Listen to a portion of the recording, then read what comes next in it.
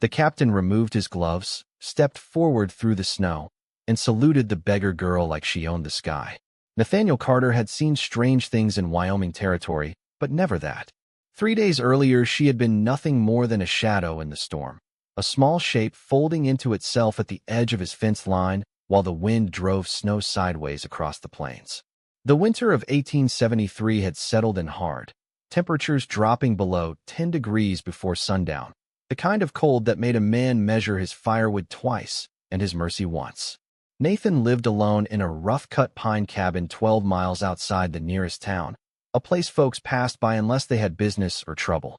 He had lost his wife 2 winters ago to a fever that came quiet and left quieter, and since then he kept his world small. For walls, a wood stove, a mule, and the long white silence of the prairie. That afternoon he had been splitting logs when he noticed the shape beyond the drift, just past the post where he tied his mule. At first he thought it was a bundle of rags blown loose from a wagon.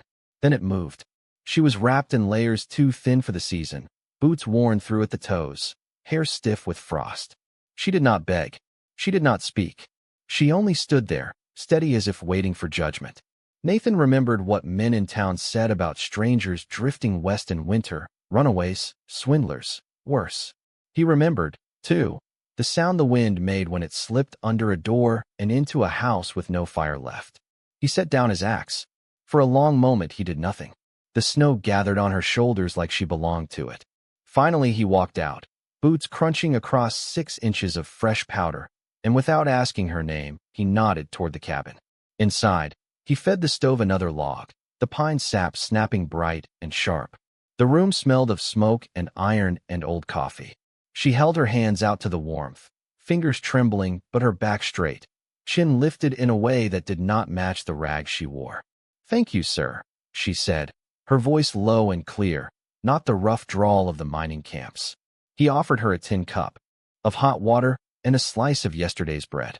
She accepted both with a quiet grace that caught him off guard. That night the wind pressed against the shutters and the cabin creaked like a ship at sea. Nathan lay awake on his cot, listening to the rhythm of another person breathing on the other side of the room, wondering what kind of story had walked into his life wrapped in snow. He did not know that by sunrise, hooves would break the stillness of the prairie in perfect formation, and the girl warming her hands by his stove would stand not as a beggar, but as someone men in uniform would honor with a bow. Morning did not arrive gently on the prairie. It came pale and wide, spreading thin light across the snow until every fence post cast a long blue shadow. Nathan was already awake when he heard it. A distant rhythm carried through the cold air, steady and measured, not the uneven clatter of a trader passing through, but something disciplined, something deliberate. He rose from his cot and stepped to the window, brushing aside the frost with the back of his hand. Across the open field, just beyond the frozen creek, riders appeared one by one over the low ridge, their dark coats sharp against the white ground. There were more than he could count at first glance, moving in formation, spacing exact, horses strong and well kept despite the weather. No banners flew, no shouting split the air, yet the sight tightened his chest. The girl stood near the stove, already awake, her borrowed wool blanket folded neatly over the chair as if she were a guest in a proper home instead of a stranger in a frontier cabin. She did not look surprised. That was what unsettled him most. The riders slowed as they approached the fence line, hooves sinking deep into 6 inches of powder, breath rising in clouds around them. Their uniforms were dark blue, trimmed in brass that caught the early light. Each man sat straight in his saddle, gloved hands steady on the reins. Nathan stepped outside onto the porch, the wood creaking beneath his boots, cold biting through his flannel shirt. He closed the door behind him without looking back, placing himself between the approaching line and the small room where she waited. The lead rider guided his horse forward, stopping 10 feet from the steps. He removed his hat, revealing hair streaked with gray, and swung down from the saddle with the ease of someone accustomed to command. Snow crunched beneath polished boots as he approached. Nathan felt the weight of the moment, not the kind that came from danger, but the kind that came from misunderstanding. He had offered shelter, nothing more. If she had stolen from someone or fled from trouble, he would answer for his choice. The officer paused at the foot of the porch and looked past Nathan toward the closed cabin door. His expression shifted, not into anger, not into suspicion, but into something like relief. Behind him, every rider dismounted in near-perfect unison, a quiet wave of motion across the yard. The prairie, usually so vast and empty, now felt small beneath their presence. Nathan kept his voice steady. He asked what business brought so many men to a place that barely held one. The officer did not answer right away. Instead, he removed his gloves carefully, as though preparing for a formal visit rather than a confrontation. The wind lifted a corner of Nathan's coat, carrying with it the faint scent of leather and polished metal. Then the cabin door opened behind him. She stepped out into the light, no longer wrapped in rags but standing tall despite the cold, her posture composed, her eyes clear. In that instant, every rider straightened further, and the officer drew himself to full attention, boots together, chin high, as if the frozen field had become a grand hall. The officer did not hesitate. The moment her boots touched the top step, he brought his heels together and lifted his hand in a precise salute, the movement sharp enough to cut through the winter air. Behind him, every man followed, a quiet thunder of discipline across the snow-covered yard. Hats were removed. Heads bowed. The prairie fell into a stillness so complete that Nathan could hear the faint crackle of his own stove through the cabin wall. She stood at the edge of the porch, the morning light catching in her hair, no longer appearing small against the white horizon. There was nothing in her posture that begged, nothing that asked permission. The officer lowered his hand and spoke with a voice meant for ceremony, not command. He addressed her with a title that did not belong anywhere near a pine cabin 12 miles from town. The words settled over the yard like fresh snowfall. Nathan felt the ground shift beneath him, not from fear, but from realization. He turned slightly toward her, searching her face for the timid stranger he had led inside the night before. He did not find her. Instead, he saw composure, restraint, and something older than the storm itself. The officer explained, carefully and without urgency, that she had been traveling west under protection after her father, a governor from back east, secured land rights in the territory. There had been confusion along the trail, wagons separated in heavy weather, hired guides abandoning their posts when provisions ran low. She had insisted the escort continue searching rather than delay others for her sake. In the chaos of wind and whiteout conditions, she had been left to find shelter on her own. She had chosen to walk rather than reveal her name to strangers in town who might trade courtesy for favor. Nathan listened without interrupting. The riders remained motionless, reins loose, horses steady despite the cold. No accusation came. No demand followed. The officer's eyes shifted to Nathan with something close to gratitude. He stated that the young lady had spoken of a man who offered warmth without question and food without bargaining for identity. That detail seemed to matter more than the lost wagons or the distance traveled. She stepped down from the porch slowly, boots pressing fresh prints into untouched snow. When she faced Nathan, her voice returned to the same calm tone she had used by the stove. She thanked him again, not as a superior acknowledging a subject, but as a woman acknowledging decency. Nathan removed his hat, not because the others had done so, but because it felt right. He told her he would have opened the door for anyone caught in a storm. The officer allowed himself a small nod, as though that answer confirmed something important. In the vast white silence of the frontier, titles and ranks stood tall for a moment, then faded beneath something quieter. A cabin, a fire, a man who did not ask for a name before offering warmth. The wind eased as if even the weather understood that something solemn had taken place in the yard. Frost clung to the fence rails, and the horses shifted their weight patiently, steam rising from their backs in slow white breaths. The officer stepped aside, granting her space, not leading her, not guiding her, simply waiting. It was a small detail, but Nathan noticed it. Authority stood behind her now, not over her. She turned toward him once more, her expression steady, and said that her full name was Eliza Whitmore, daughter of Governor Henry Whitmore of Boston, traveling west to oversee the legal transfer of land promised to settlers and to negotiate fair terms with families already living along the territory line. She explained it plainly, without pride, as if stating the weather. Nathan absorbed the name in silence. Boston might as well have been another country compared to 12 miles outside town, where a man measured distance in wagon days and snowfall inches. Captain William Hayes spoke again, this time directly to Nathan, informing him that a formal reward had been prepared for whoever ensured her safety. He described funds, acreage, and letters of commendation that would secure Nathan comfort for the rest of his years. The offer hung in the air between them, visible as breath in the cold. Nathan looked past the captain to the open prairie, the land he had carved with his own hands, each fence post set against wind that never asked permission. He answered slowly, choosing his words with care. He said he had done what any decent neighbor would do when winter came knocking at the door. He said that if the territory was to grow strong, it would be because people treated strangers as human before they treated them as titles. There was no defiance in his tone, only plain truth. Eliza watched him closely, and something in her eyes softened, not into pity, but into respect. She reached into the pocket of the borrowed coat she still wore and withdrew a small silver brooch shaped like a compass rose. She held it out to him, explaining that it had belonged to her mother and had guided her through more than one difficult season. It was not payment, she said, but remembrance. Nathan hesitated only a moment before accepting it, the metal cold against his palm. The captain gave a short nod, as if acknowledging a transaction more meaningful than coin.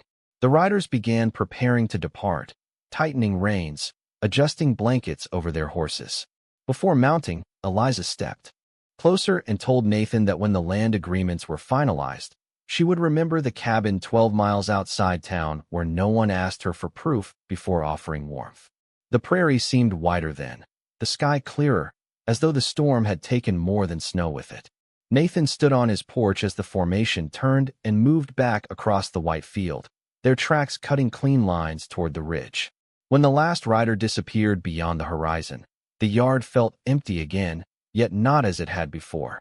In his hand, the compass brooch caught the morning light, and for the first time in many winters, Nathan sensed that the frontier was not only a place of survival, but a place where quiet choices could travel farther than any horse. The yard felt larger after they were gone, as if the silence they left behind had weight. Nathan remained on the porch long after the last rider disappeared beyond the ridge, the silver compass resting heavy in his palm. The wind shifted from the north, softer now, carrying the faint scent of thaw beneath the cold.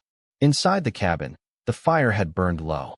He stepped back through the door and closed it gently, the latch settling into place with a familiar click. The room looked the same as it had the day before, rough table, iron stove, a single cot against the wall, yet something in the air had changed.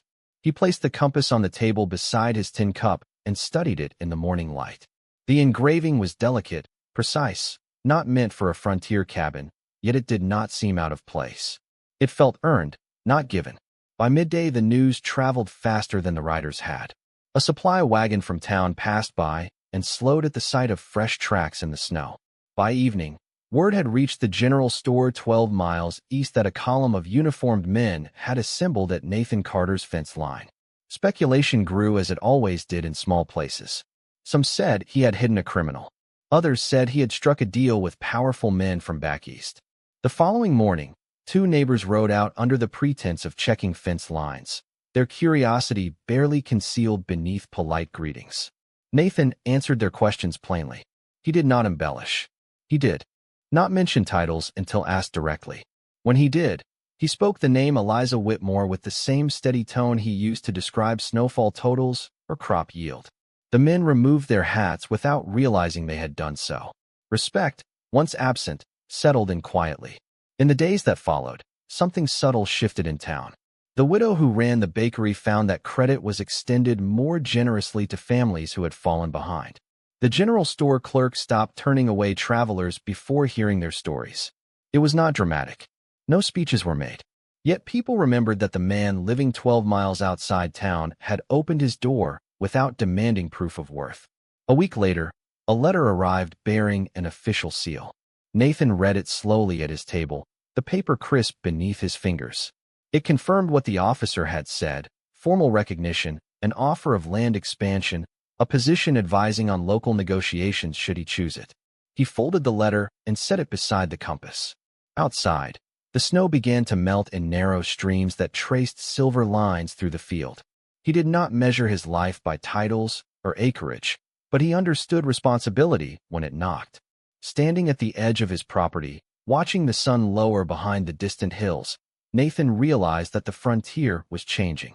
Not because soldiers rode through it, but because one cold night he chose to see a person before he saw her rags. The prairie remained wide and indifferent, yet within that vastness, a single quiet decision had traveled farther than he ever would.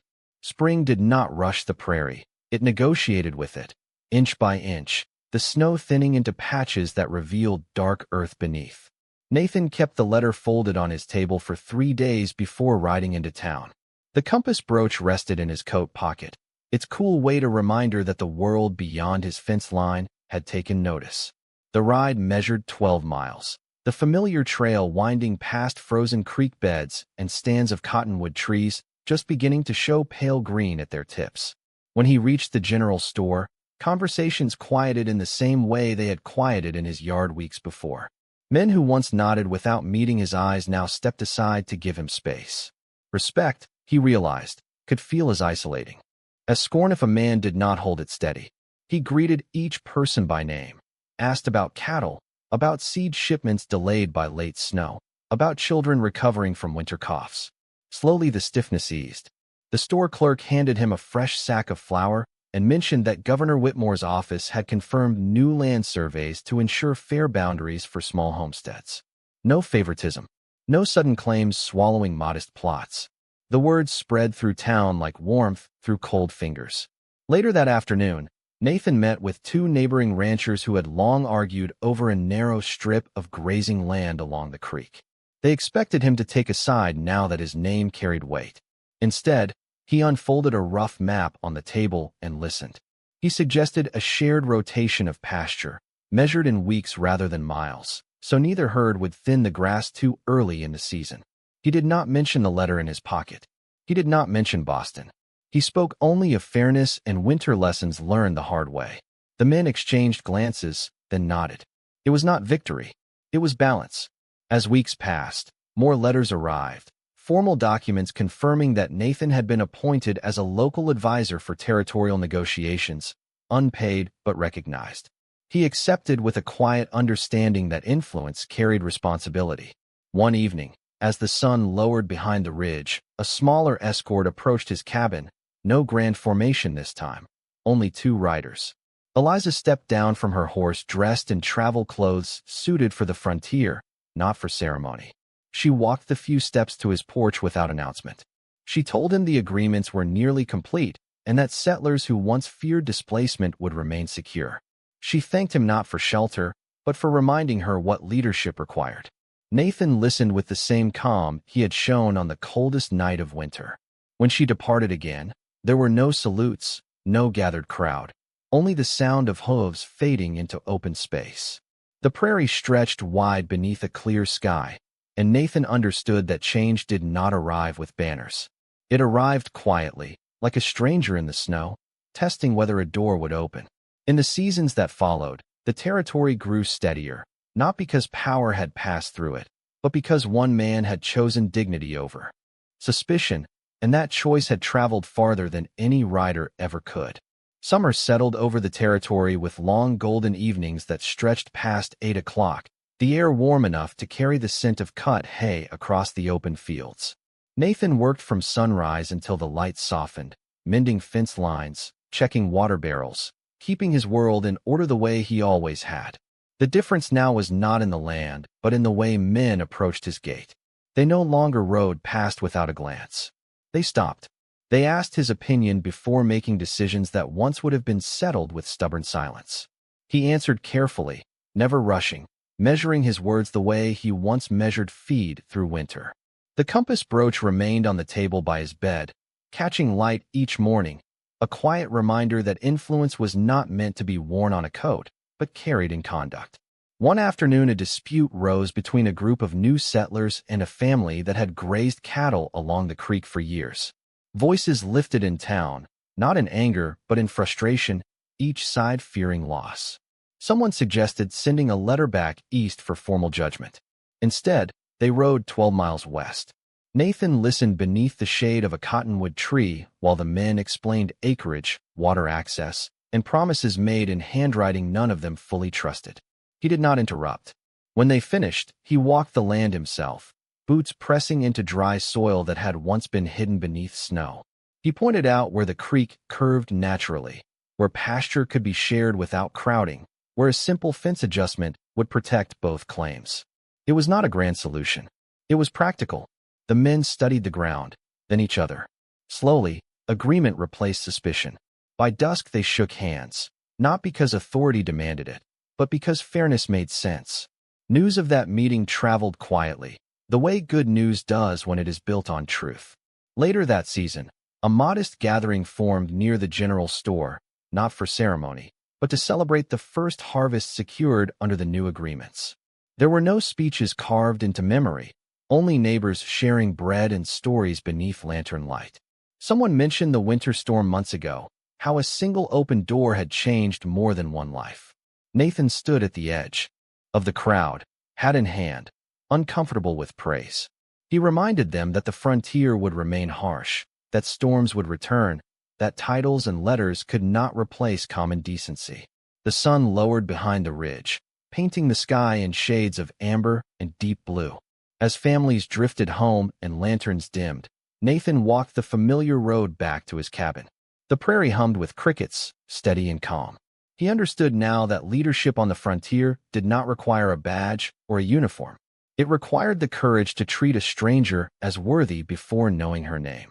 And in that quiet understanding, beneath a wide American sky, the territory felt a little less divided and a little more like home. Autumn returned with a quieter kind of cold, not the sharp edge of January, but a thoughtful chill that settled into the evenings and lingered on the porch rails. Nathan stacked firewood along the side of his cabin, each log placed with care, the rhythm steady and familiar. The prairie had turned from bright summer gold to muted shades of brown and amber, tall grass bending low beneath steady winds that hinted at the coming frost. It had been nearly a year since that winter morning when riders covered his yard in disciplined lines, yet the memory did not fade. It did not need to. Its lesson had rooted itself deeper than any fence post he had set. In town, new storefronts had opened, modest but hopeful. Families who once feared losing their claims now worked land they trusted would remain theirs. Survey markers stood where confusion had once grown, simple wooden stakes that signaled agreement rather than conflict. Nathan continued to advise when asked, never seeking the role, never holding it too tightly. He declined payment beyond what was fair, reminding those who pressed him that fairness itself was reward enough. One evening, as the sun lowered early and painted the sky in streaks of copper and pale violet, a familiar rider approached without escort.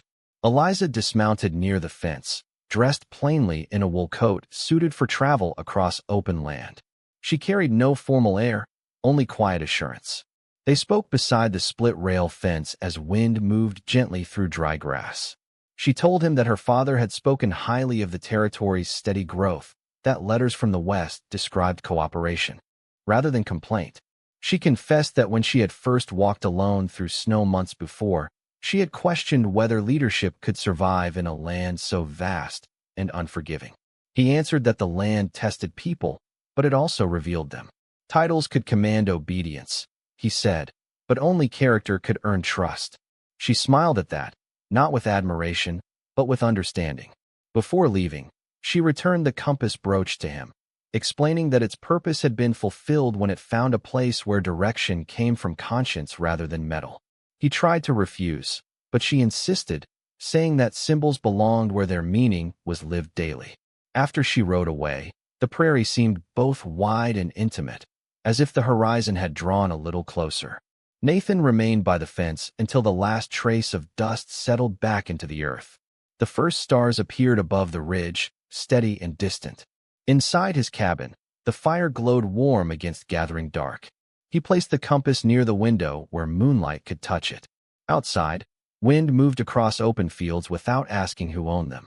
And in that quiet frontier, where storms would always return and winters would always test resolve, one truth remained simple and strong.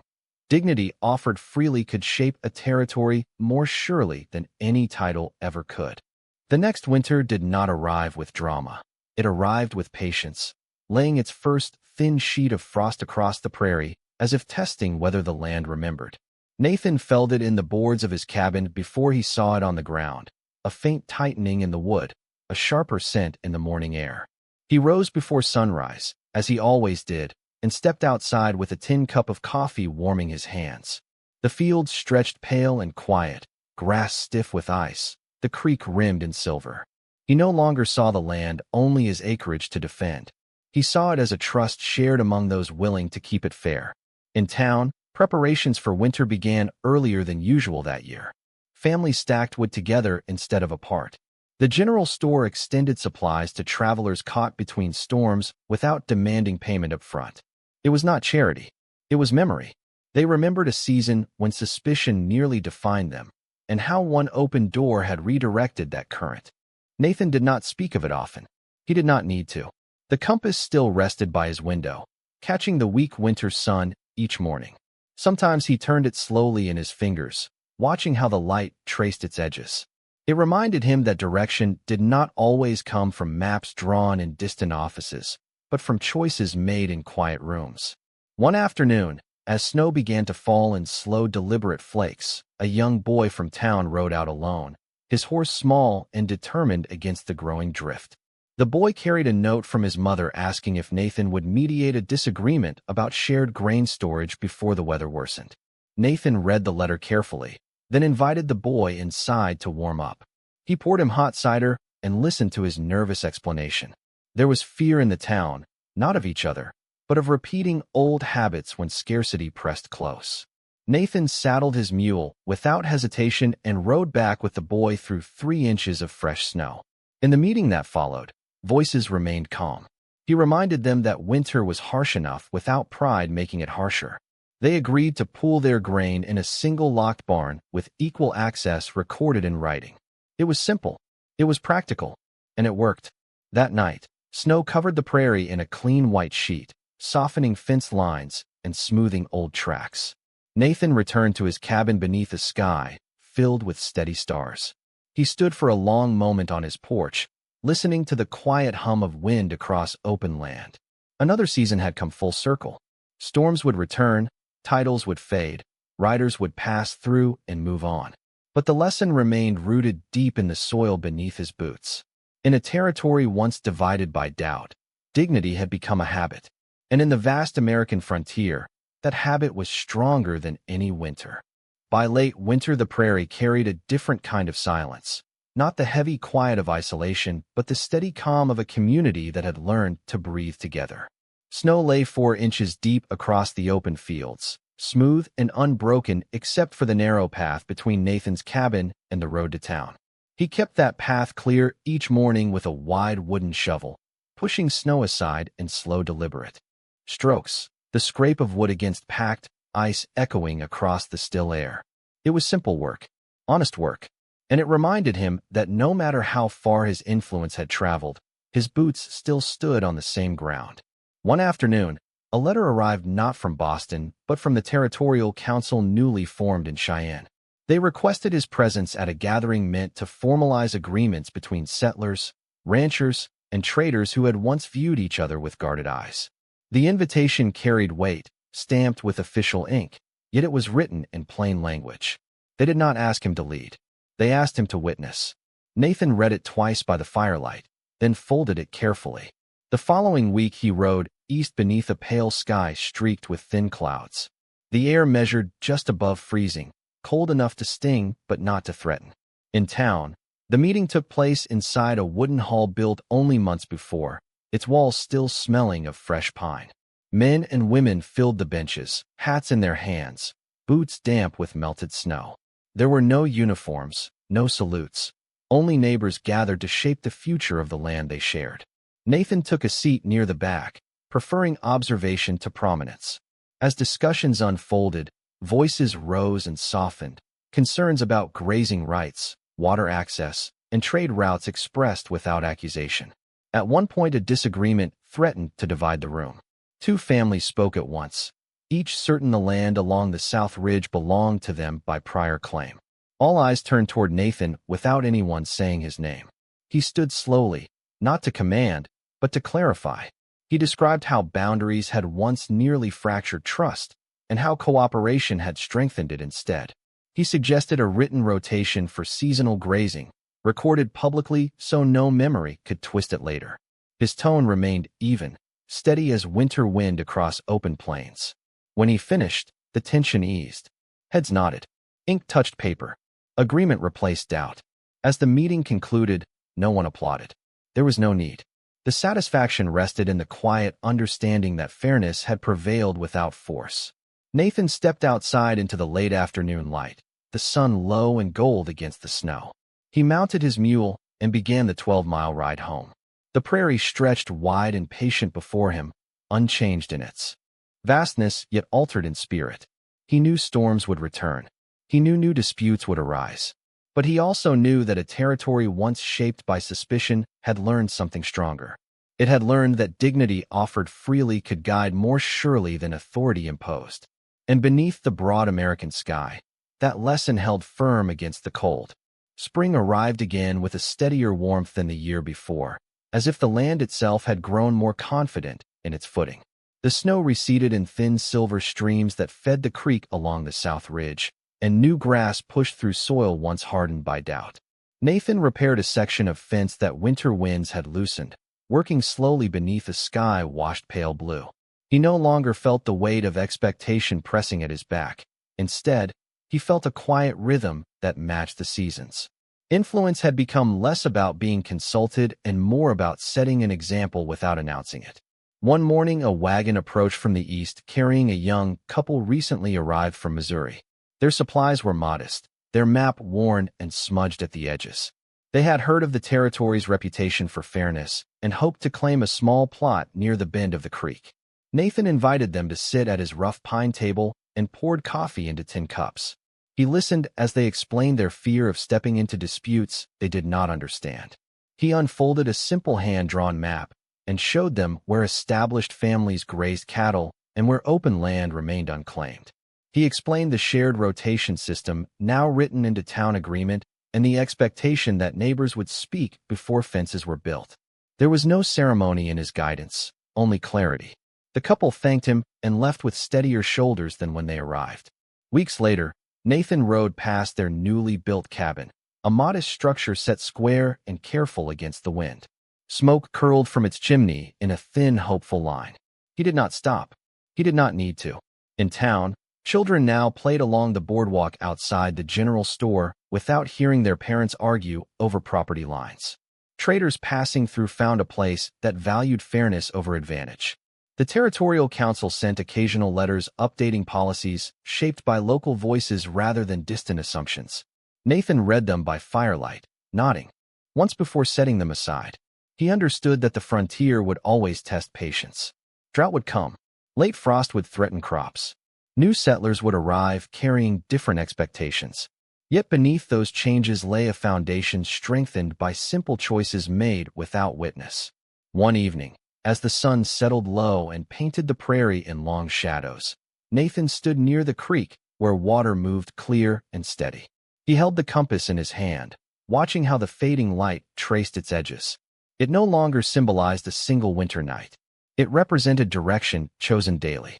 He slipped it back into his pocket and looked across open land that felt less uncertain than it once had. The prairie remained vast, indifferent to titles and reputation.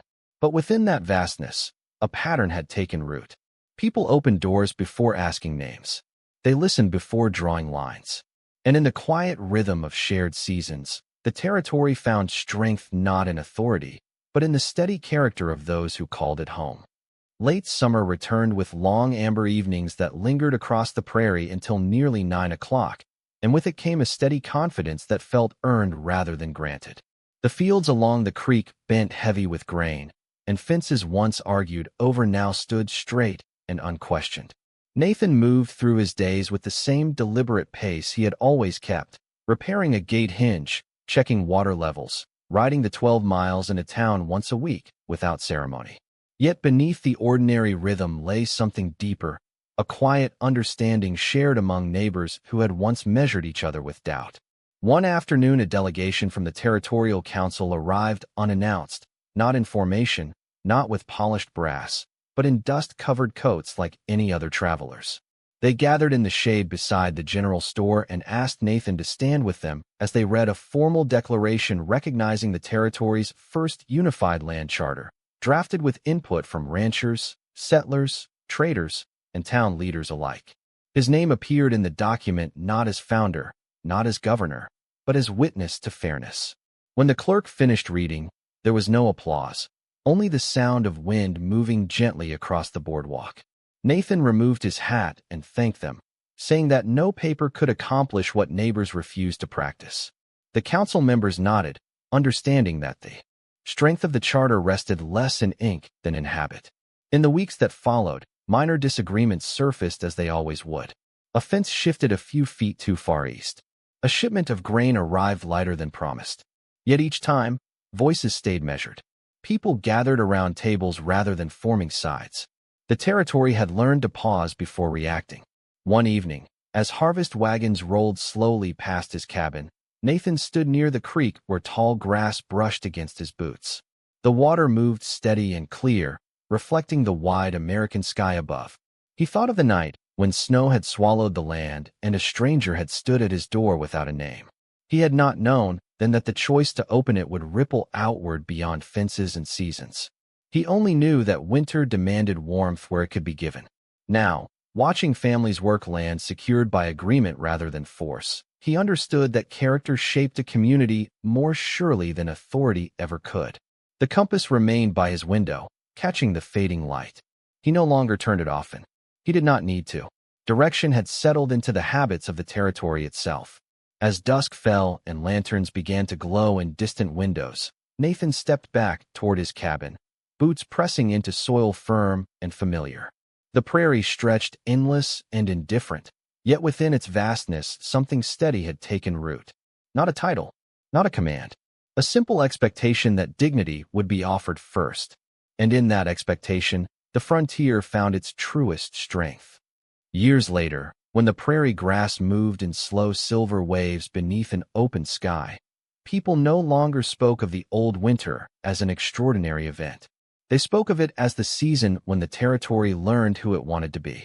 Nathan's hair had begun to gray at the temples, his hands still steady, his posture unchanged as he worked along his fence line each morning. The cabin remained simple, pine boards weathered by sun and snow, smoke rising straight from the chimney in calm weather and bending low when wind crossed the plains. Children who had once been carried into town in wagons now rode horses of their own, passing his place with respectful nods. They knew his name not because it appeared on a charter, but because their parents had told them about a night when dignity outweighed suspicion. The creek along the south ridge ran clear each spring, shared without dispute. Fences marked land, but they no longer marked division. When disagreements surfaced, neighbors gathered beneath lantern light rather than forming lines in the dirt. It had become habit to listen first. Nathan never claimed credit. When thanked, he simply said that winter demanded warmth and that a man should answer when it knocked. The compass still rested by his window, its silver edges softened by years of light. Sometimes, on quiet evenings, he held it and watched the last sun of day settle across the prairie. He did not see himself as a figure of importance. He saw only a man who had chosen not to close a door. One autumn afternoon, long after formal letters had faded into memory, a carriage approached from the east without escort or ceremony. Eliza stepped down alone, dressed plainly, her bearing confident but unguarded. They walked along the fence line where tall grass brushed against their boots. She told him the territory had grown steady, that families prospered, that agreements once fragile had become tradition. She thanked him again, not with grandeur, but with quiet certainty. He answered that the land had always been strong. It simply needed people willing to treat one another as neighbors before strangers. There were no salutes that day, no witnesses, only wind moving through open space. As evening settled, she departed the way she had come, leaving behind no spectacle, only a shared understanding. Nathan remained by the fence until the carriage disappeared beyond the ridge. The sky deepened into shades of amber and blue, stars emerging one by one above the endless horizon. He returned to his cabin, closed the door, and fed the fire with measured hands. Outside, the prairie stretched vast and patient, indifferent to rank and reputation. Yet within that vastness, something enduring had taken root. Not power, not authority. A simple expectation that a human being would be seen before judged. And in that quiet frontier, where storms would always test resolve and seasons would always turn, justice no longer needed to ride in uniform. It lived in ordinary choices made without applause. Out there, beneath the wide American sky, that was enough.